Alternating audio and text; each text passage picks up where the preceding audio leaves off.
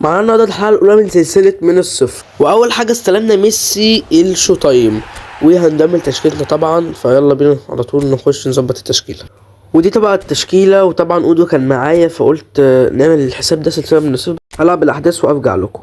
قعدنا بعد لعبت شويه من الاحداث ومعانا 3 فتحات على داني اولمو، فتعالى نجرب نفتحهم ويمكن يطلع حد، يعني نشوف. لو طلع كوينز برضه ما عنديش مانع. واول 20 كوين معانا، كنت هتبقى 50 بس حلو.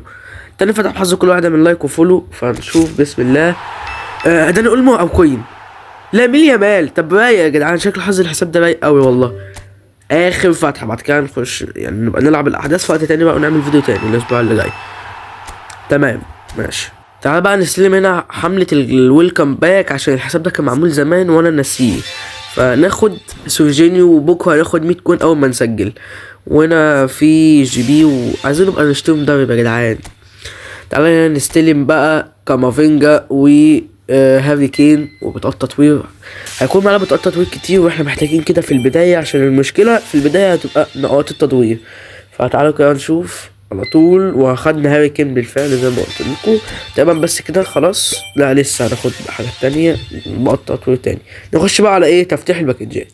كسلت العب فتحة نجوم الاسبوع، قلت العبها بعدين، ولكن معانا 100 كوين ومعانا فتحة على ضعف الابطال. فلو طلع لنا الفاريز جريزمان فالفيردي الفاريز لسه بجيب في سيرتك يا راجل.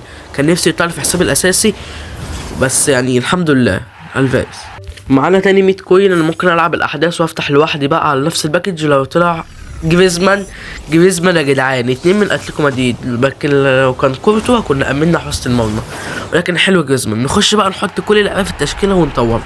فكده حطينا كل اللعيبه. نخش بقى على مرحله التطوير. لو عايزين نعمل السلسله دي فيديوهات طويله ونجرب الجيم بلاي وكل حاجه، اكتبوا لي في الكومنتات لو عاوزين كده بدل الشورت. ولكن طورنا كده اودو، ونخش على مين يامال بيوصل 100 النسخه دي تقريبا، او 99 حاجه زي كده، بس اعتقد 100. طبعا المدرب مش هيوصله 100 ولا حاجه، ولا حتى 99 عشان المدرب كحيان. وطبعا ميسي. ونطور مين تاني؟ ممكن نطور سيرجينيو. يا عم محطوطه بره ليه؟ حط سيرجينيو يا ابويا، نشوف اللي هيحصل. ونطور سيرجينيو بس كده. ودي كانت الحلقه الاولى واعلى تشكيله. بس كده اشوفكم على الفيديو اللي جاي. بيس.